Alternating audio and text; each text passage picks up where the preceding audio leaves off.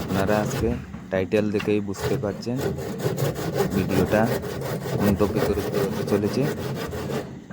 আপনারা দেখতে পাচ্ছেন আমাদের শাটারিংটা কিভাবে ফেসেছে। আসলে কি হয়েছিল, শাটারিংটা যেদিন করা হয়েছে ওই দিন আমি কাজের সাইটে আসতে পারিনি, আমি অন্য একটা সাইটে ছিলাম। তো দেখতে পাচ্ছেন কত পরিশ্রম করছে ও শাটারিংটা আটকে যাওয়ার কারণে।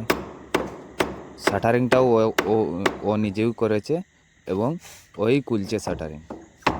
তো আমি ওকে দিয়েই শাটারিংটা খুলাচ্ছি, কারণ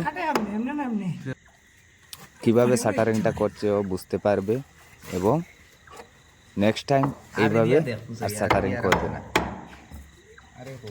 আপনারা দেখতে পাচ্ছেন অনেক পরিশ্রম হচ্ছে ওর, তারপরেও কি করব, খুলতে তো হবে শাটারিং।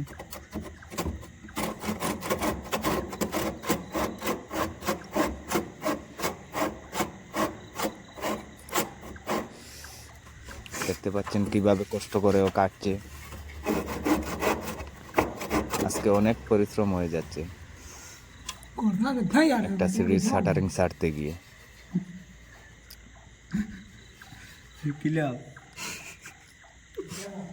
শাটারিং করা না জানলে খুলতে বলে।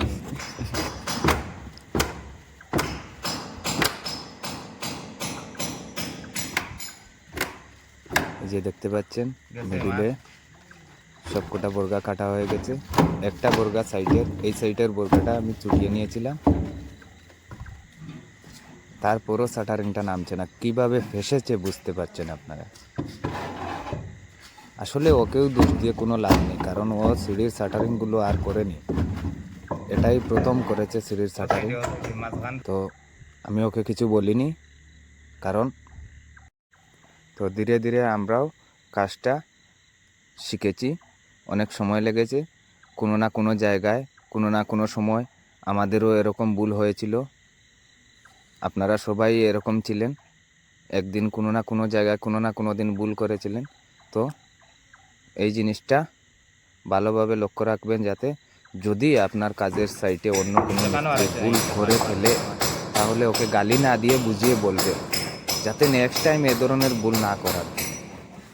তো আমি এখানে কি করেছি, শাটারিংটা ও লাগিয়েছিল, ওকে দিয়েই শাটারিংটা খোলাচ্ছি আর বুঝিয়ে দিচ্ছি যে এইভাবে শাটারিংটা করলে কতটুকু কষ্ট হয় খুলতে। তো নেক্সট টাইম আশা করি ও আর এরকম করবে না। আজকে ওর একটা অনেক বড় অভিজ্ঞতা হয়ে যাচ্ছে। তো আপনারাই এই বিষয়টা খেয়াল রাখবেন, কাউকে গালি দেওয়ার আগে একবার অবশ্যই চিন্তা করবেন যে কোনো একদিন তো আমিও এইভাবে ছিলাম, তো ওকে গালি না দিয়ে জিনিসটা শুধরানোর চেষ্টা করি।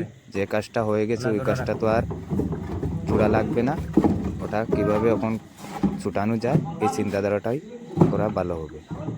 দেখতে পাচ্ছেন আমাদের মামু ঝুলন চড়ছে, তারপরেও নামছে না, অল্প জায়গাতেই ফেসে আছে। পুরোটা বর্গা ভেঙে গেছে, তারপরেও ছুটছে না। তারপরে আমি কি করলাম, ভিডিওটা বন্ধ করে আমি গিয়ে একটু হেল্প করলাম ওদের সিঁড়িটা ছাড়তে, ওরা আর পারছে না। দেখতে পাচ্ছেন ছুটানোর কাজ শেষ হয়ে গেছে, অনেক ক্লান্ত হয়ে বসে আছে ও সিঁড়ির উপরে।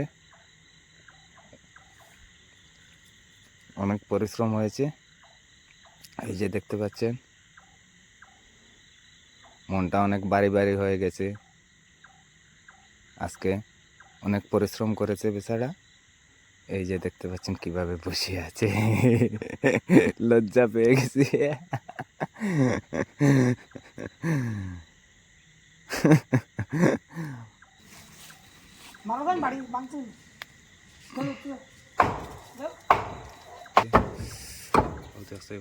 ও কাজ শিখছে, তবে বাদবাকি সব কাজ গাঁথনি, প্লাস্টার, অন্য সব ধরনের কাজ করতে পারে, ঢালাইয়ের কাজটা একটু কম জানে। তো ওকে দিয়ে এখন শেখাচ্ছি কাজগুলো, মোটামুটি শিখে নিয়েছে, কিছু কিছু কাজে আটকে যায়। তো আমি সব সময় পাশে থেকেই কাজগুলো গার্ড দিই ওরা যখন করে। কিন্তু এই শাটারিংটা যেদিন লাগানো হয়েছিল ওই দিন আমি আরেকটা ছাদে ছিলাম, এজন্য এখানে আসতে পারিনি।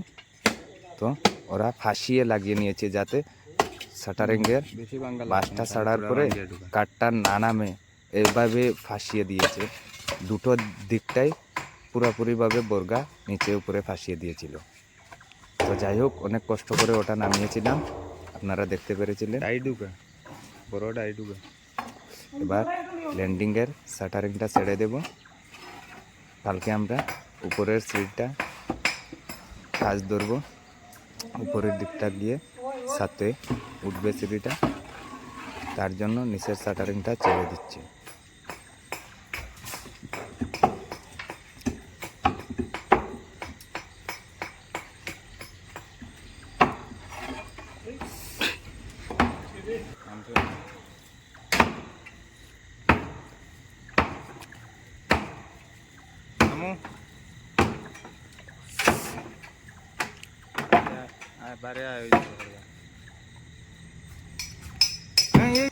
ওখানে উপরে দিউটা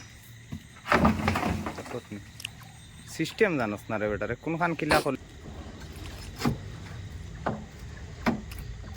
সিঁড়িটা হলরুমের ভেতর থেকে আসছে, হ্যাঁ, হলরুমের পেছন দিকে গিয়ে ছাদে উঠে যাবে। পুরোটা সিঁড়ি হলরুমের ভেতর থেকে দেখা যাবে।